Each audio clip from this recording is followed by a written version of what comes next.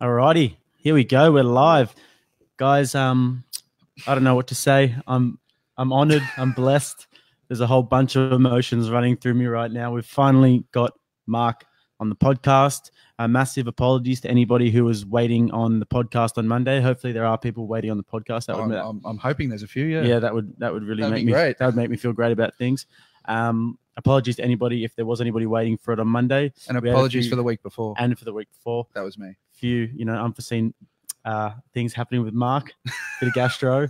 And then on Monday, we had a few technical difficulties connecting to the Wi-Fi. Rookie error, I know, but it's all sorted now. This is still in its infancy, so we're trying our best to make it run as smoothly as possible. So without further ado, welcome Mark Derrick. Mark Holbrook Derrick. I knew you were going to say that. First of all, just really quickly before we get into anything, you want to know where it's from? The Holbrook. The Holbrook. Nothing but the brook. Yeah, I don't know why it's such a big thing, but where does it come from? I think it's every second generation. In the Derrick family? in the Derrick family, somewhere along the line, every second generation gets stuck with it. So is the Derrick family? Does that span back quite a few generations? There is a tree. I think my late uncle sort of did a little bit of digging around, but I think it was somewhere. Traced back to maybe the 10th century, but I don't. The one that I've seen is about to the 15th. So there are a fair few Holbrooks running around. There is a few. There was a few, definitely. Oh, there you go, mate. On to you now, rather than your middle name. It was the best kept secret, but, until now, everybody knows. So you've got a background in swimming. You were a national level swimmer. Yep. Strength and conditioning. You're currently undertaking a master's in that, and you've got a background in that, obviously. Boxing, kickboxing. Yep. And basically anything to do with health and well-being. Yeah, a little bit of grappling thrown in there as well. Yeah. Which I would like to get back into at some stage. Brazilian Jiu-Jitsu? Yeah, a little bit of Brazilian Jiu-Jitsu, mainly Brazilian Jiu-Jitsu. Tiny bit of freestyle as well, but mainly just some Brazilian Jiu-Jitsu as well. But awesome. Again, which I'd love to get back to as well. When did you commit swimming? Swimming, I started being competitive with that, or more competitive with that at the age of 9, but sort of probably went into a national program around the age of 11, and I suppose for the next 10 or so years was competing, training 10 times a week, and 8 to 10 sessions a week, and with some gym thrown in there as well. So I think that's what really spawned my interest in strength and conditioning with those early years. Swimming is brutal. I think some of the sessions I look at back in the day bring a chill to my spine. I have a look at especially some of the guys I swim with as well. It was anyone in particular that you would know? There's Ash Delaney, Brooke Hansen. Okay. Shout out to those two guys if they're watching. They might be. Let's hope so. Put it on your Instagram if you are. But it's just a really good environment, and everyone trained hard and worked hard. But that's swimmers normally retire quite young as well, don't they? Yeah, you find I think it's swimming and gymnastics tend to be they start quite young, and they train quite hard at a young age. And I mean, I would love to see swimmers sort of take more of a long-term approach, and a lot of them now are peaking probably a little later, so in the mid-20s and late 20s, but that's probably more the development or the approach they had when they were younger. So rather than just burning themselves out training a bit smarter rather than harder. Exactly. And I think the way everything's run now is like strength and conditioning keeps growing, the way coaches are training athletes. We're getting smarter as we're getting better at it as well. So you're definitely seeing that around the board. And how did you sort of get into boxing and kickboxing? And boxing was I think I first walked into a boxing gym when I was about 15, and that was purely for a little bit of an extra. You see, we got smashed anyway. I played a bit of footy and cricket as well, but it was purely for a bit of a fitness component for my swimming. I started doing that, and just sort of once a week, I do a little bit of boxing. And I found it was really beneficial for my swimming and all my other sports as well. And eventually when swimming sort of slowed down as I got towards 19, 20, I found I was really enjoying that and still doing that. And sort of went into that. And did you have many fights or? I only had I had an amateur kickboxing fight or Thai Yeah. boxing fight. But no, just a lot of training, lots of sparring, and I think that's maybe one of my a good asset as a coach, but also a downfall as a competitor. Like I just love doing everything. Like I love strength. I love strength and conditioning. I love training. But from an athletic point of view, I probably just do, it's like I want to do everything. Whereas you sort of just, pick a thing that you're good at, whether it's grappling, whether it's striking, whether it's, now I'm trying to do it now. I'm a little bit older now. I'm trying to be a bit smarter. I'm looking at some powerlifting now. So I'm trying to be a bit smarter with what I'm doing and managing your fatigue a bit more. Yeah. From a coaching point of view, lots of experience at all different sports at different levels. And I just, love coaching people and trying to get the best out of them. That's awesome. Yeah. So I found that boxing, on that note, boxing really improved my footy with my endurance. And I didn't really know that would have that much of an effect on my aerobic capacity as it did. But just like my second, third efforts. And I think Neil touched on this as well. You look at a boxing workout and it's, you're hitting, even if you're hitting the pads or you're hitting a bag, as yourself know, in sparring as well. Like, I suppose it's the one thing with boxing or kickboxing as opposed to other sports. If you're in the ring or if you've jumped in the ring or even done a lot of sparring, you find that you can't, or the way you rest has got to be quite smart. Or it's not, you can't really, if you're running a marathon or you're doing a different sport, you can sort of take the foot off the gas a little bit. Whereas if you do that, when you're sparring or if you're in a fight, then it's that's when you get hurt. Yeah, so definitely. I know Paul with the guys doing the FightFit challenge is really big on that, and really tries to drum that home. So when you are resting, you're resting with your hands up, you're watching continuously, you're maintaining your distance. That's your rest. It's not like, oh, I'm stuffed now, I drop my hands, and then that's when you have to try and not look tired as well, which is one of the hardest parts.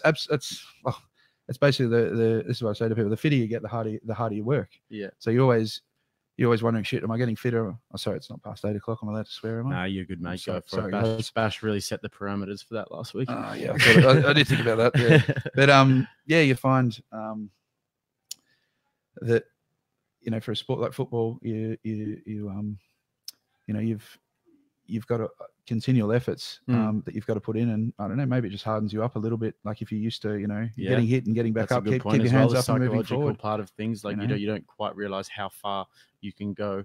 I know that, and that's what training with Paul for the FightFit challenge really drummed into me, was the psychological part of things. Because before that, I just would stop because I'd have that belief that I can't do that, I can't go that far. Okay, now I'm starting to be sore. Yeah. But then when you realize that you can push through that, and then you can push through again, and then you can go again. I've had really good conversations with Paul about this. We talk a little bit about about mindset and the importance of mindset and how hard it is to coach, to get that to instill that in someone. I'm really looking forward to when I eventually get Paul on the podcast as well. We can talk about that too. Yeah, it's I mean, I love strength and conditioning. I love looking at things from a scientific perspective, but you can have the best programming, the best training regime. You can train your best for, you can have an 8-10 week lead up to a competition, but then it comes to the day and, just things aren't working, or, you just switch off for the day, and it's like all that training sort of wasted. So it's sort of, well, not wasted, but,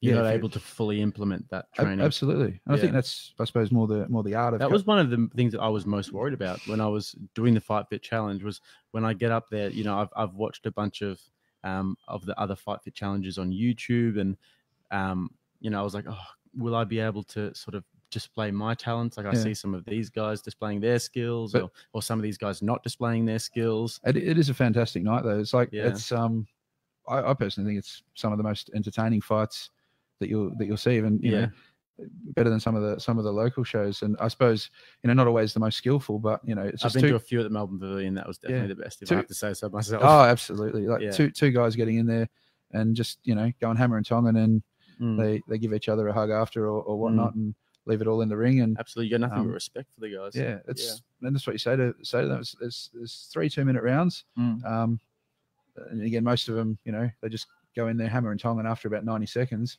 They're absolutely spent. I remember speaking to Paul about it, and he said that there's a guy training. I forget who it was, but he was a marathon runner, and he competed in a lot of marathon races, and it's quite a grueling event. And then he did the FightFit challenge, 3 2-minute rounds, and he just afterwards he said he's never done anything quite as hard. It's not the distance, it's the intensity, and the fact that you can't rest. And it's the emotions, I find. Yeah, your emotions are going up and down and like it's coming in waves, and then you've got your adrenaline wave, and then you've got your adrenaline dump, and then you'll get a second wind. And let's face it, you got all your mates watching as well. Everyone wants to get up there and perform, and that's what I love about it. At the end of the day, there is a winner, there is a loser, and it's for many people they say it's not about winning and losing. Not for me. It was all about winning. That's very what's his name? Vince Lombardi of you. It was it. There you are. I mean, I'm not gonna sugarcoat it. For me, I wanted to win. I don't think anyone who does it wants to doesn't want to win. Every time I heard someone saying, it's not about winning or losing, I was like, poor, we have got such different mindsets. Yeah. Well, that could be the mindset as well. I mean, I speaking outside, I say to people, it's really the journey and what you learn in that 8 weeks and how hard you learn to push yourself. Really important as well. Absolutely. Obviously really important as well. I think with that, there's so many, parallels to life, and, it doesn't have to be boxing. It's just something that you're training for. And a lot of people, they train for something, they put their mind towards something, they set a goal, they achieve it, they move on to the next thing. And that might be something physical, but then their lifestyle improves, their work starts to improve as well. Their overall work ethic, sleep, eating habits, self-control, relationships, everything. Like it's amazing. How you deal with stress. That's another big thing that the boxing can help you really temper. And just sort of setting small, manageable goals and chip away at them over time. And there are obviously so many things that you can get out of it, but 1-0 looks a whole lot better than 0-1. That's for sure. So we'll go to a bit of strength and conditioning now. Tell us a bit about your background in strength and conditioning and how you've gotten to where you are now. Yeah, well, I suppose the first thing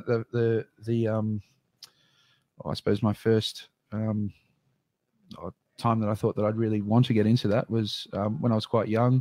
We were lucky enough to have a strength and conditioning coach at the swimming club I was at, and I used to try and, I was probably an annoying little kid, but I probably tried to, I was 11, 12, 13 years old. I thought it was awesome. We were in the gym. I just wanted to look like Arnold. It was something different from swimming. And I sort of picked his brain about things. And it was quite funny because, I never thought we were pushing as hard as we should have in the gym. And, I thought, we got to smash it. We got to smash it. We got to smash it. But yeah, sort of gave me an appreciation of, how to sort of train smarter in a gym when you were younger. And I saw that carry over to my swimming, and not only my swimming, but my football. And some of the other sports that I played, it really laid a solid foundation for that. And I suppose I really got an appreciation of that, and was lucky enough when I was 20 to get a job at a swimming club, coaching some of their athletes in a swimming capacity, but also in a dry land and strength and conditioning capacity as well. So I suppose from an education perspective, I started with I finished year 12, and then I had a look around, and I went into physical education. And the course back then, it was almost like a 3-year sports science degree, and they had about a year of education thrown into that as well.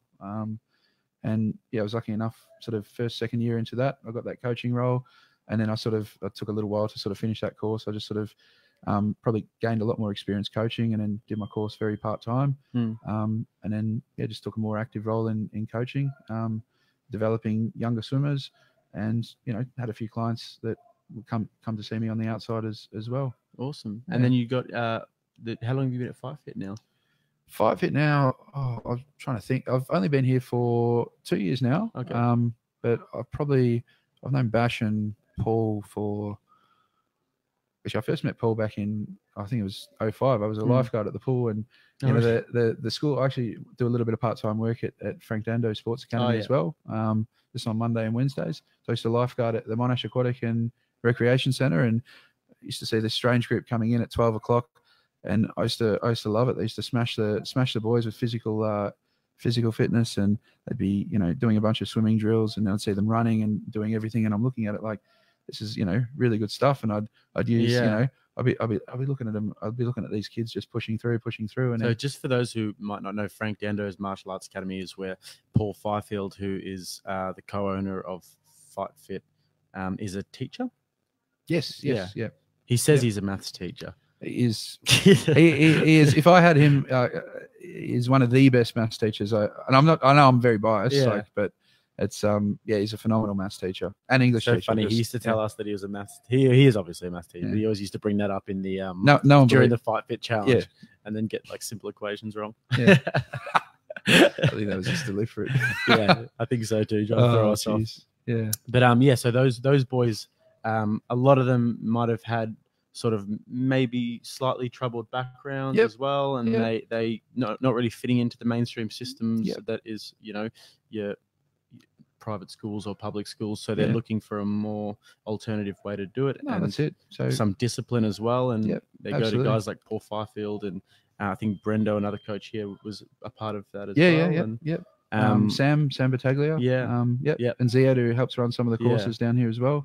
So they just do school in that way and learn the discipline that way. And then you got guys like Cameron Eyes, who's a he's an ex-student. Actually, it was Cameron he was a student. Yeah, Cameron was one of the boys I saw running there. Like I remember in 05, 06. Yeah. Oh, nice. Yeah, and he's one of the most respected guys at this gym now. Absolutely. And I think he had like a background where maybe he struggled with holding his temper a little bit. Used to get in fights and stuff. Yeah. And he actually went on to complete his he's completed the masters that I'm doing now in strength and conditioning. He went on to do his VCE and complete the masters in strength and conditioning, undergrad exercise and sports science, and it's just unreal how much he's turned his life around through martial arts and through discipline. And absolutely, to be the guy he is today, it's quite unbelievable actually. Yeah. So you saw those guys walk around, and you were like, geez, this is the way. I thought this was dead. No, kids getting absolutely walloped by Paul Fifield. That's strength and conditioning. That's exactly right.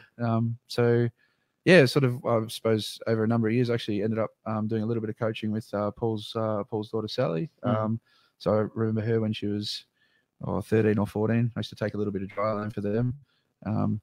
If she is listening, she was a little brat, but no, she was all right. She was she'll kill me for that, but no, she was very good. But so and then eventually started doing a little bit of training with him, and then one thing led to the next, and I was sort of was looking at a teaching role, and developing my own strength and conditioning business on the side when I stopped my swim coaching, and then Basher offered me a job here a couple of years ago, and then I also got offered a position at Frank Dando's for a couple of times a week. So you do that still? Yeah, I still do that. That's really cool. Yeah, I'm in there Mondays and Wednesdays. Must be really rewarding to be projecting your passion into like teenagers at such an impressionable age, and an age where they can really sort of go one way or the other. Yeah, it's actually funny because I've got the the teaching background, but I've probably always been more of a coach. So I find that going back into the classroom setting, it's quite how do I describe it? It's a little slower going than coaching. So I remember when I first did a little bit of CRT, or it's casual relief teaching for anyone listening. I'd almost project or come in almost like a coach essentially, and then you find in the classroom you got to sort of slow things down a little bit, and there's still principles. A good teacher can learn off a good coach, and a good coach can learn off there's parallels there, but it's just I'm sort of learning a lot being in the classroom, and especially being around. You got Ziad, who's the principal there. We pick our brains, we pick each other's brains about stuff. He's an exercise physiologist as well, with a master's. You got Paul Fifield, Sam Battaglia. It's just a fantastic group to work with. And then it's like I come here to FightFit, and it's like you got Bash, all your mates here anyway, so it doesn't really feel like work in a sense. Yeah, that's fantastic.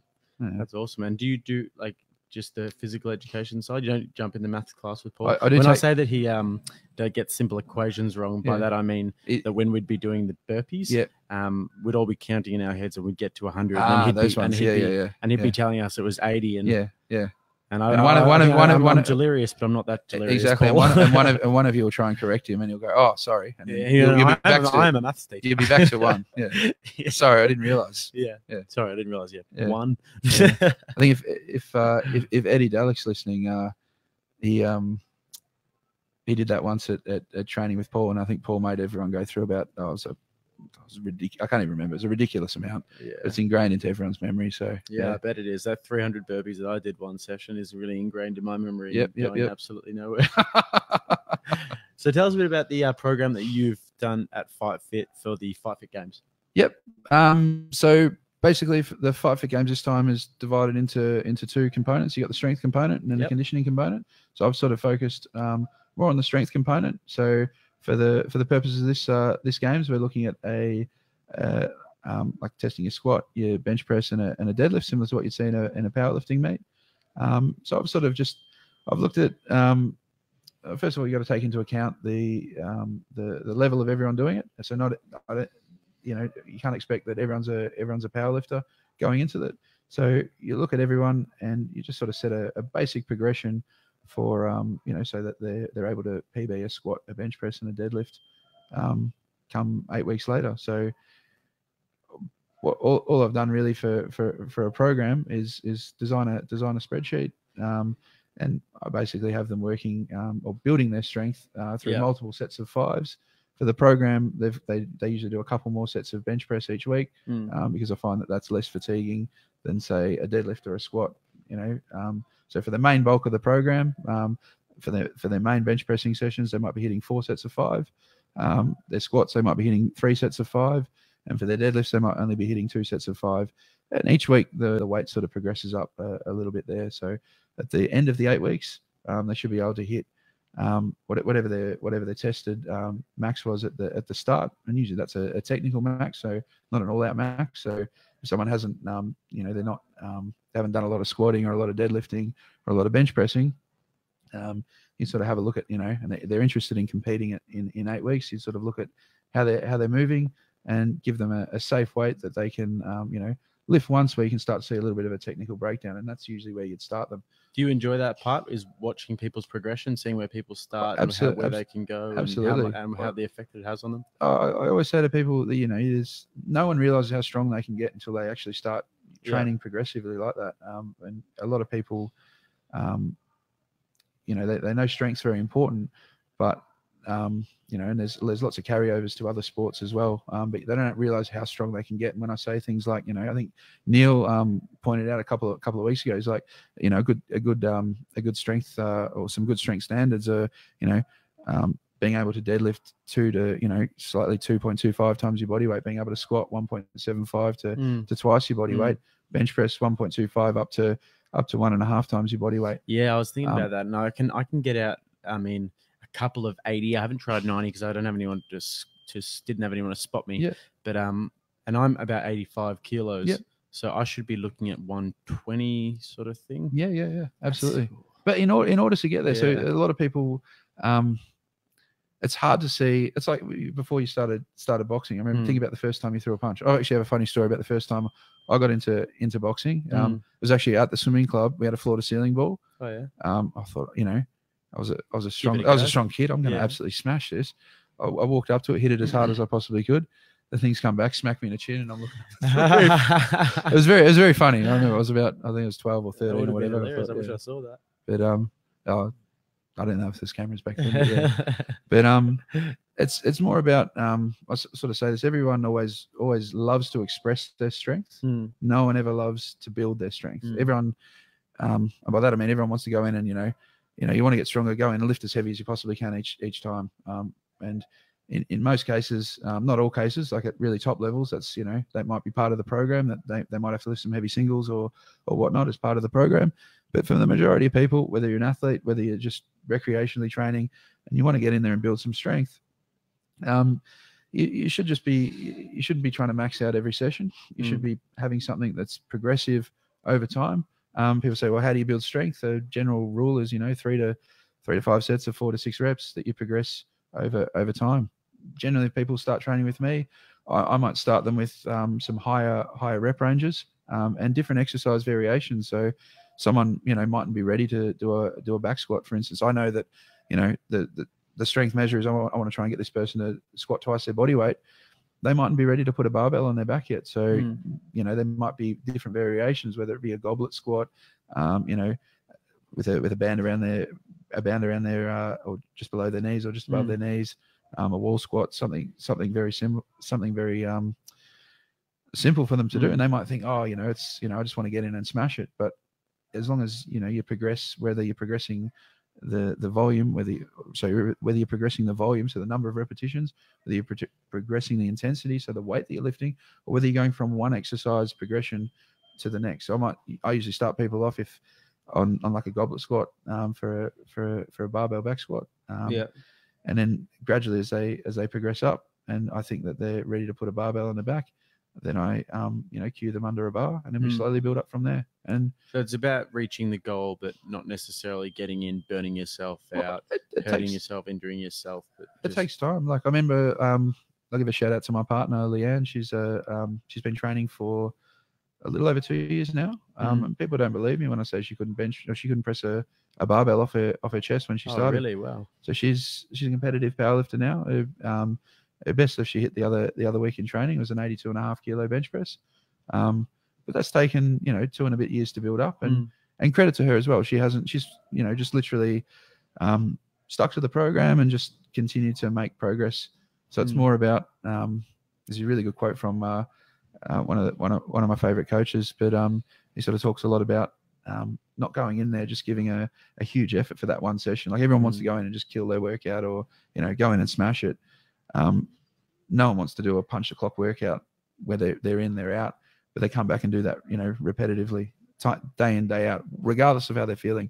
Everyone always wants to go in and kill themselves for the workout, which will probably drive their fatigue pretty high. So you might have an awesome workout, you're thrashed, but then 2 days later you can barely do anything. Like it's pretty, now if your work capacity is high enough to do that, you might be your recovery is fantastic. 2 days later you're back in, or the next day you barely feel it. But if you're trying to make progress, like say if you're trying to get your bench press up, maybe starting with some higher rep ranges at lower percentages, and just sort of work your form there a little bit. Yeah, I've been going for the last few weeks, probably the last month especially. I've been really inspired since I've started doing this podcast, actually. Speaking of the strength guys, and I've gone from doing my reps of about 50. I did about 12 though, about 12 reps of 50. And now I'm sort of more 70 sort of thing, doing 8-10 reps of that. And I can get sort of 4 or 5 reps up of 80. I could do 90, I think, but I'd need probably someone to spot me. So I've already noticed in this month that my weight's gone up quite a lot, which is really exciting. I'll have to have a look at it. Well, come give me a spot. Absolutely. Well, the other thing is like bench press or any movement as well is just, if you technically learn to do it better. I'll give you a really good example I used to use with some of the swimmers that I coached. One of the tests I used to give them sort of a standing broad jump. We'd see how far they could jump. Now, if I saw someone do a standing broad jump, I could probably improve that broad jump in 5 minutes, just by teaching him how to do the movement properly. What's a standing broad jump? Onto a box? Or? No. So you're standing there. It's like a standing long jump. You see how far you can jump. Is it all about putting it? Because I had someone teach me how to sort of jump, put your arms. So that sort of thing. There's a bunch of. We used to have like a bar at work that was really high, and no one could get it. And we had this one guy who was like a really good jumper. And he just goes, put your arms in like this. Swing the momentum of your body up, and then I could get up to the bar. So just so anyway, simply by just showing them how to do the movement a little bit better. Now if I retest them 5 minutes later, now have they really improved their power? In from a testing procedure, sure, they may have jumped half a meter further just because I showed them how to do the movement, but all they've done is technique. Exactly. You've improved their technical proficiency at the movement. It'd be the same in the bench press there as well. But then if we can improve the technical proficiency of the movement and then do that repetitively, that's going to it has to go into your performance. I think about boxing, you get on the bag, you've got heavy shoulders, you smack the crap out of it for 30 seconds and you're dead. You can't throw anything else. Or you spar and you're trying to knock them out for 30 seconds and you're dead. Whereas you learn to relax and you recover using aerobic capacity to recover with your hands up, moving around, and you're throwing the faster punches. Everything's really explosive when you're throwing it and you're back into your shell, moving around. You're much more efficient with how you're doing it. Definitely. And you can go and spar 6, 7, 8. You can probably spar however many rounds you like that, just because you're comfortable moving around. And so there's lots of parallels with all sports into learning to do something technically proficiently. You can look at runners, how they run, just by improving their running mechanics. The less risk of injury, but also improve their efficiency. And you can sort of couple all these things together, the with the technique and you know, in all of the improvement factors, and then that's this. how you. Well, this is why I like strength training, and why I you know, even though I offer, you know, I do some boxing and kickboxing as well, but I really think my forte is strength and conditioning. I'm very passionate about that. You know, because I think, you know, strength plays a huge role in, you know, increasing someone's strength can improve their athletic performance. Not only improve your physique, improve your athletic performance. Do you find that there's lots of areas that people don't really look at in terms of strength and conditioning? Because I went and did Pilates on Saturday for the first time, Reformer Pilates. And often when I'm doing training, my boxing training or running, footy training and all that, I get really sore throughout my glutes, like my side of my leg there. And I'm never sure why. And I'm always really trying to stretch the crap out of it after and stuff. And I did Pilates on Saturday, and we added this one exercise, and it's, you had to like get your leg out on a 45-degree angle and do little pumps with your ankle. And my glutes were on fire. And I've realized that that's probably a real weak spot of mine. So again, it's I suppose it's a little bit of an art form, and this gets, you know, I suppose my forte is more strength and conditioning and athlete, you know, preparing athletes, getting people to train as strong as they can. But, you know, I do deal a little bit with people who have come out of like a rehab setting, where they've, you know, restored their range of motion, their strength, and they're ready to go. Similar to what Neil was talking about a few weeks ago. And I think that, you know, a lot of the time, you know, it could be a strengthening issue as well. So if you find, you know, you might be or tight in a certain area of, you know, an area is giving you a certain amount of grief, like a lot of, especially guys, a lot of the time they say, oh, I got tight hamstrings, and they spend a lot of time stretching them. But then you have a look at how they move, and they actually, you know, they look quite weak through that area. It could just be a fact that they actually have to strengthen their entire sort of posterior chain, so their lower back, glutes, hamstrings. It could just be a strengthening issue as well. But again, you'd probably, you know, look at a physio, or, you know, you could have a chat to Neil or Mitchell about that, and they'd probably be able to steer you in the right direction. I'd probably just focus on the strengthening side. But I mean, again, that's why I love working with these guys as well. Run ideas off them, and shout out to Zhead as well. Again, I sort of, if I've, you know, from a clinical, you know, from a clinical perspective, if I'm a bit unsure about something, I'll go and pick his brains, or, you know, I'll pick Mitchell's brains. I've actually referred clients to him in the past, and it's fantastic. It's, you know, it's really more that holistic approach rather than, you know, a lot of the guys that might, you know, see Mitchell or see Neil, they mightn't even train you. They just know of them, and then they go back and start doing what they were always doing, and then they have the same problems. I definitely need to tee something up, mate. This has been an unreal podcast. I'm not sure how long we've gone for, but we've definitely exceeded the 20 minutes. I think I wouldn't have a clue. I haven't even looked at the time. I can keep going. It depends. I think we've got to wrap it up, just because we're meant to keep it at 20 minutes, and I think we're on. Sorry, guys. We're on 33. So sorry, guys, to chew your ear off like this. We're gonna have to get Mark on, because we're literally just scratching the surface of this stuff. So love to. Yeah, mate. Thank you very much. Absolute pleasure. Much appreciated. You guys can come and get a one-on-one with Mark at FightFit South Melbourne if you like. Are you just at South Melbourne or Collingwood? Yeah, just South Melbourne at the moment. If you want to, you know, I run a lifting crew down here as well, Monday, Wednesday, Friday, and Saturday. What times are those classes? So they're Monday, Wednesday, Friday, 7 till 8:30. Yeah. And then on Saturday from 10:30 to 12. Basically there they can, depending on their goals, they can, you know, some people come in, they want to powerlift, others just want to change their body. Yeah. Some are playing a sport, looking at an event, and I just sort of train them according to their goal. Sweet. Well, guys, if you're a member at FightFit, get down to those classes, because they will be absolutely invaluable for you. And if you're not a member at FightFit, then become a member. Awesome. Beautiful. Wrap it up. Thank you very much. Awesome.